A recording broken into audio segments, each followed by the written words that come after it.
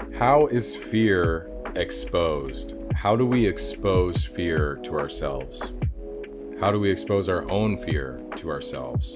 So, guys, my name's Tim. Welcome back to the Academy of the Mental Arts, a life coaching academy that I started. We're on stage 3 of the hero's journey currently, which is refusal of the call. And today we're going to be learning about how to expose fear within us. So, at this stage, refusal of the call, that is when the unrealized hero, yourself, undergoes the realization that there's hesitation when answering the call to adventure. The call to adventure is what's going to get you out of your ordinary world. It's what's going to bring you on your journey to change. And changing into what? Changing into your highest version of yourself, the version of yourself that is your highest potential, because it is free from what? From fear. Fear is the enemy. Fear is what will keep you stagnant. It's what will keep you in your comfort zone. It's what will keep you seeking those temporary physical pleasures that only last so long, because they're physical. They're only going to last so long. They're not of a spiritual nature. So refusal of the call means that I need to put my faith into something that's not physical, that is of a spiritual nature, meaning that it's bigger than my own physical existence. It's bigger than my own body's needs. It's bigger than my fear.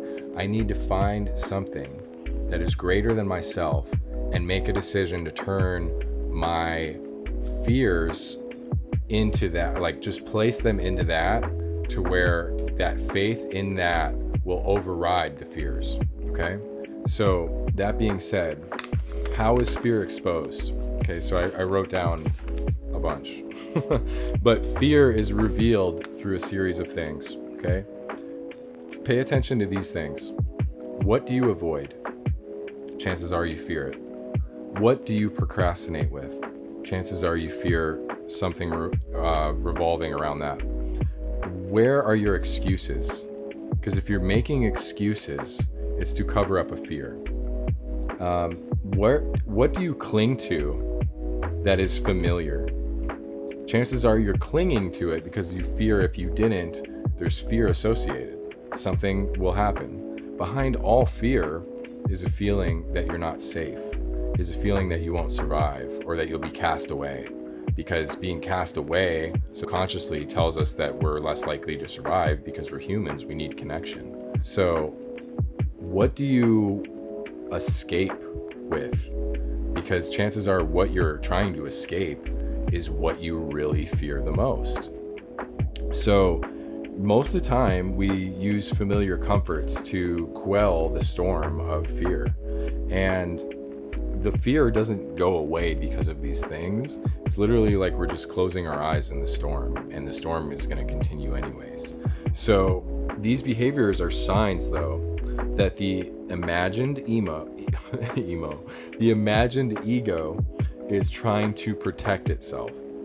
And whenever your ego is trying to protect itself out of fear, a persona is made, a mask is made, which hides what's within, which is really now growing because it's being suppressed, and that's your shadow.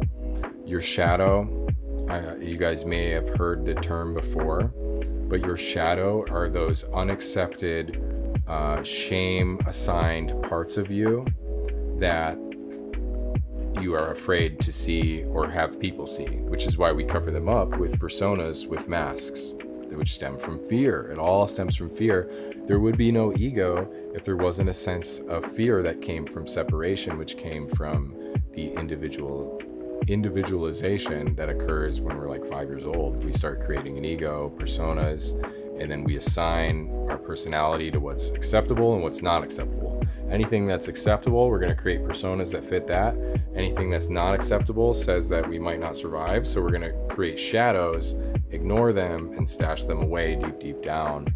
But just like Sigmund Freud said, the more we, push these painful emotions down, the more they're likely to come up later in life in more uglier ways, because it's a part of us. We can't just shame a part of us, just like we shouldn't shame other people.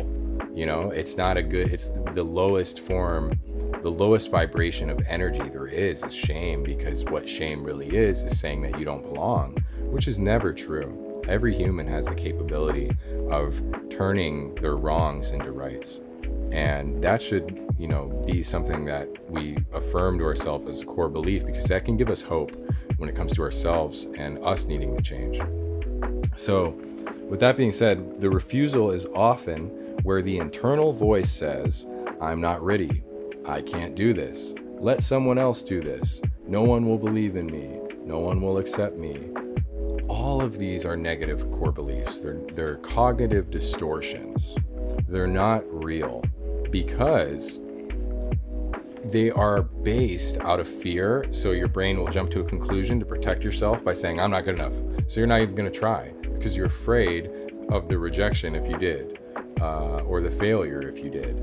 But it's not going to kill you. These fears are not really, like, the only fear that actually serves a purpose is if there was a bear in the room, then I'm automatically going to go into fight or flight to get away from that bear, because that's what fear is for. It's to survive when my life is actually in danger. But you're thinking about who you want to become, the vision that you can see in your mind, and you're afraid to pursue it. There's no reason to let this fear consume you. It's a perilous quest for a reason. It seems like it could be something bad for you, but staying in the ordinary world, staying stagnant, staying stuck is only going to keep those same painful feelings around. So you have to break free from fear. The only way to do that is to turn your own will over to the care of something greater than yourself, which honestly can be a support system. It can be, mentorship. It can be wisdom. These people don't even have to be alive anymore. You could just obtain wisdom, and that wisdom is so powerful that you can put your faith in it. But I will say, though, that having a spiritual foundation, God, the universe, whichever is comfortable for you, you need to put your faith in this and know that something has your back that is not seen, because this is what's going to help you when you face the unseen.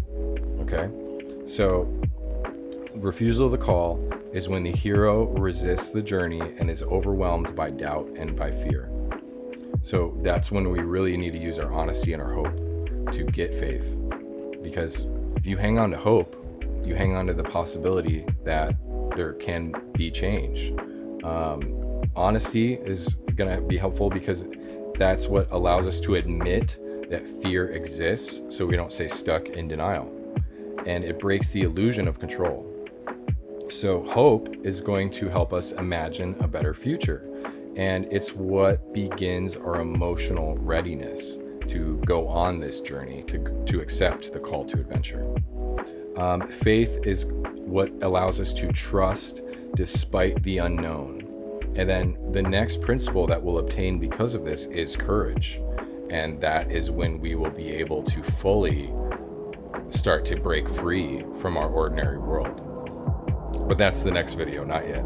Okay, so what is the purpose of fear then? Fear obviously is if our life's in danger, then it's to tell us to fight or flight. But if our life is not in danger and fear arises, it's revealing the borders of our comfort zone, of our ordinary world, where the ego clings, exposing limiting beliefs and inner wounds. So where does this come from? This comes from societal programming. Like I said, what we grew up with to teach us to conform, to not stand out, to avoid risk, to seek comfort, to please others over the self, which programmed from youth to distrust our inner voice and creates a conditioned subconscious response to stay safe, get real, nobody does that, don't risk it. All of this is doubt, and the doubt is what will keep you held back. The other place that fear comes from is from our past trauma, from painful events. These teach our nervous system that what's unknown is unsafe, and they enable and create protective fear or fake wisdom and caution. So I'll go into the the rest of this on the next video. See ya.